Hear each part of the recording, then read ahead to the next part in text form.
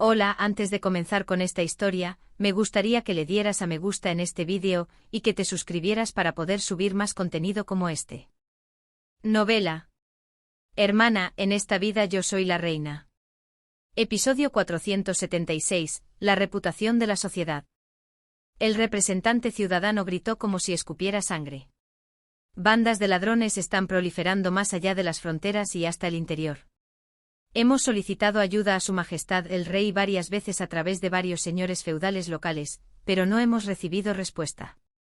El representante ciudadano era alguien que comerciaba por tierra con la República de Oporto y el Reino de Gálico desde el noreste del Reino Etrusco. Era una versión terrestre a pequeña escala de lo que Unisola había hecho al establecerse en el centro oeste y comerciar por mar, independizándose de los señores feudales existentes. Los tipos de Acereto a menudo saqueaban la costa en secreto con sus barcos, ocultando su nacionalidad, pero eso ya había sucedido antes. Entre el reino etrusco y el principado de Acereto, había innumerables islas deshabitadas sobre las que ambos reclamaban soberanía, pero cuya propiedad exacta era incierta. En algunas de ellas, etruscos y aceretos de identidad desconocida desembarcaron y convirtieron las islas deshabitadas en islas habitadas. Sin embargo, ninguna de esas islas era fértil. 8 de cada 10 de los que se arrastraban a las islas se convertían en piratas y, en la época de la cosecha, saqueaban la fértil costa del reino etrusco. Los etruscos creían firmemente que eran 100% aceretos. Esos tipos nunca se adentraron tanto en el interior.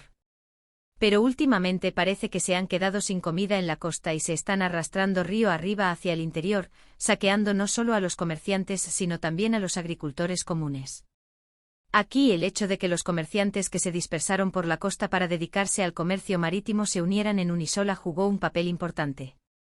Cuando los comerciantes se reunieron en Unisola, en medio de los pantanos, construyeron murallas y comenzaron a comerciar en grupo, los comerciantes marítimos dejaron de ser una presa fácil para los piratas. Los piratas costeros buscaron presas más jóvenes y fáciles y se adentraron en el interior. ¿Se ha informado a Su Majestad con certeza? Alfonso tuvo una esperanza fugaz. ¿Sería posible que los señores feudales locales, en su lucha por el poder, se hubieran olvidado de informar al centro? Era la esperanza de que León III no fuera tan descarado como para ignorar incluso la invasión de fuerzas extranjeras. Sin embargo, las palabras del representante ciudadano destrozaron sus expectativas sin piedad. Sí, Su Alteza, hemos presentado una petición a Su Majestad al menos 3 veces a través del Condado de Balzo, el Condado de la Torre y el Marquesado de Montefeltro. Si bien el Condado de Balzo podría ser una excepción, el Conde de la Torre y el Marqués de Montefeltro eran personas bastante íntegras. Esto significaba que tenían la integridad de no omitir de sus informes al centro los asuntos locales urgentes, simplemente porque no estaban directamente relacionados con sus propios intereses. Su Majestad nunca nos ha enviado una respuesta. Alfonso dejó escapar un gemido bajo. ¿En qué estaba gastando el rey todo el presupuesto nacional para no poder resolver ni siquiera la defensa del territorio? El rey incluso estaba cubriendo el mantenimiento de los caballeros del casco negro con el presupuesto de instalaciones asignado al Palacio del Príncipe. Si el rey realmente cortara incluso el presupuesto del Palacio del Príncipe, a León III le debería quedar una cantidad considerable de dinero. Él respondió con pesadez. «Sabes que no puedo moverme». Una expresión de desesperación apareció en el rostro del representante ciudadano. Pero era cierto. A pesar de tener una orden de caballería lista para partir, el príncipe no podía moverse. En el momento en que la utilizara, la ira de León III estallaría. El representante ciudadano inclinó la cabeza y suplicó. «Su Alteza, no nos queda más remedio que mirar al centro y orar». Había señores feudales locales, encabezados por el Marqués de Montefeltro, que operaban pequeñas fuerzas privadas. Sin embargo, ellos solo se limitaban a proteger sus propios territorios, y no podían proteger a las caravanas comerciales que viajaban entre territorios. Entiendo bien su situación. Le pediré directamente a Su Majestad que examine la situación en el noreste. Un sentimiento de alivio apareció en el rostro del comerciante. Sin embargo, el príncipe Alfonso, que conocía bien la situación, miró al representante ciudadano con un rostro sombrío. No había garantía de que sus palabras tuvieran más peso para León III que las del Marqués de Montefeltro o el Conde de la Torre. No sería una suerte si no tuviera un efecto contraproducente. Después de que el representante ciudadano se retirara, el príncipe Alfonso suspiró profundamente. Se estaba desarrollando una situación en la que no podía ni avanzar ni retroceder. La sociedad de la capital estaba inusualmente animada. Abundaban los rumores interesantes y ahora había cosas que hacer. Después del regreso del príncipe Alfonso, la sociedad noble había estado observando cuidadosamente a qué lado unirse. Sin embargo, hasta entonces no había habido un conflicto decisivo entre el rey y el príncipe. El príncipe generalmente se mantenía discreto y se adaptaba en su mayoría al rey. Por lo tanto, era incómodo levantar una bandera detrás del príncipe. Esto se debía a que no estaba claro si el príncipe Alfonso tenía la voluntad de separarse de León III y construir su propia facción. Hasta entonces, lo máximo que se había hecho era instar sutilmente a la amistad entre familias con los confidentes del príncipe de familias nobles, como el señor Manfredi o el señor Decilio. Esta calma antes de la tormenta terminó con el matrimonio secreto del príncipe y su anuncio a gran escala. El rey y su heredero comenzaron a gruñir abiertamente y la sociedad noble comenzó una discusión descarada sobre qué lado sería más ventajoso tomar. El conde Pinatelli envió las mejores flores de manzanilla al palacio del príncipe. Oh, ya. Marquesa Colonna, el conde Pinatelli ya llegó tarde. En todos los salones y fiestas de té, las historias sobre quién envió qué a dónde y quién fue recibido por quién, se difundieron en secreto. Condesa Balzo envió un regalo. Sí lo hizo, ¿a quién? La condesa Balzo, al ser preguntada, solo sonrió incómodamente. Ya había enviado un regalo a la condesa Ariadne del Palacio del Príncipe, pero no quería revelar sus cartas a los demás. En cambio, ella contrapreguntó. ¿Hay alguien que le envíe un regalo a la condesa Contarini, marquesa Salvati? Oh, condesa Balzo, pensé que lo habría enviado porque eran amigas. La marquesa Salvati se rió a carcajadas.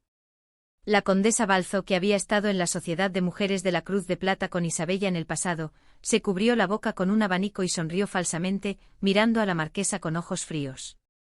Odiaba a la gente que no revelaba sus propias cartas pero miraba las de los demás. Además, que la amante pura del rey fuera su amiga. Para la devota condesa Balzo, era una afrenta inaceptable. Solo hice trabajo voluntario con ella por un tiempo. Aún así, el trabajo voluntario es difícil, y la amistad que se forma en los momentos difíciles es la verdadera. La marquesa Salvati, que tenía muchas cuentas pendientes con la condesa Balzo, aprovechó la oportunidad para vincular a la condesa Balzo con Isabella. La condesa Balzo murmuró para sí misma con ira. Y eso que ella se acostó con un enano. Sin embargo, la mayoría de las personas que no eran tan devotas como la condesa Balzo, si enviaban regalos, los enviaban al palacio del príncipe, no a Isabella, que estaba enferma en la residencia del rey. Esto no se debía únicamente al odio hacia las mujeres que tenían relaciones extramatrimoniales.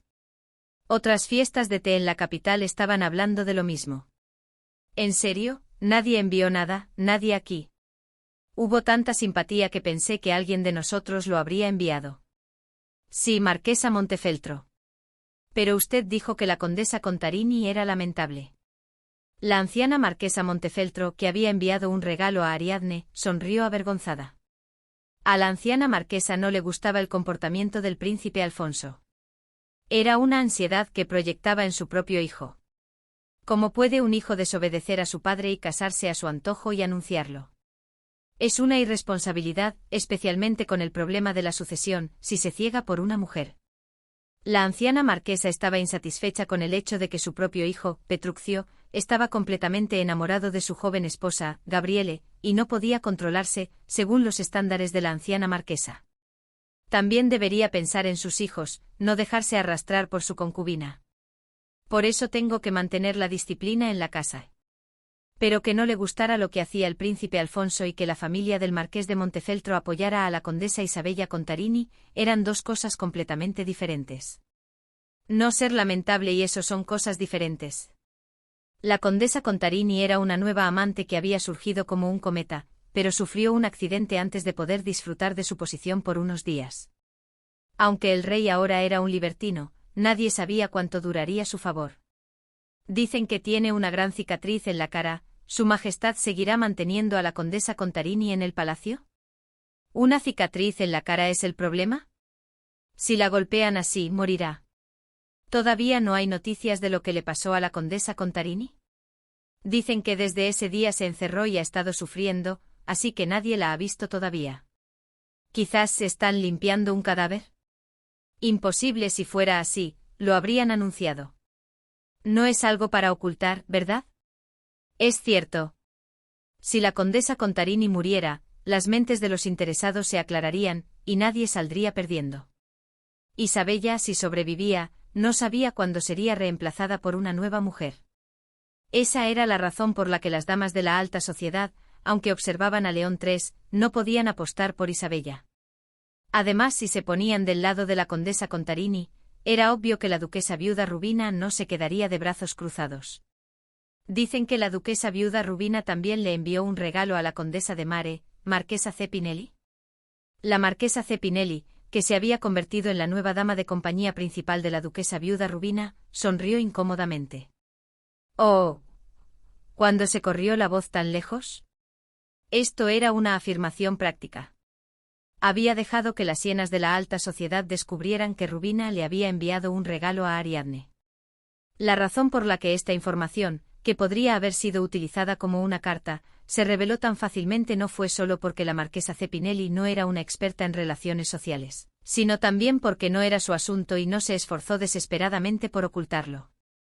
Rubina siempre tuvo mala suerte con la gente. Oh, la duquesa viuda ha dejado clara su postura. Nosotros, por supuesto, lo agradecemos. ¿La duquesa viuda no es sorprendentemente buena en política? En momentos como este, con liderazgo, ella divide las cosas claramente. Los elogios a Rubina llovieron sobre la marquesa Cepinelli. Era una danza de cortejo volando desde todas direcciones, pidiendo que sus elogios fueran transmitidos a la propia Rubina. Alguien preguntó con cautela. «¿Pero no se molestará su majestad?» Esta era una parte que no habían considerado. Las damas de la alta sociedad habían cometido un gran error y al mismo tiempo, creían que Isabella, cuya belleza también se había deteriorado, sería expulsada. Es cierto. El palacio del príncipe está lleno de regalos, y no hay nada en los aposentos de la condesa Contarini. Ver eso con los propios ojos es molesto. Si eso se interpreta mal, podría parecer que la sociedad aristocrática apoya al príncipe Alfonso en lugar de a su majestad el rey. Otra persona replicó. Si decide seguir manteniendo a la condesa Contarini, claro.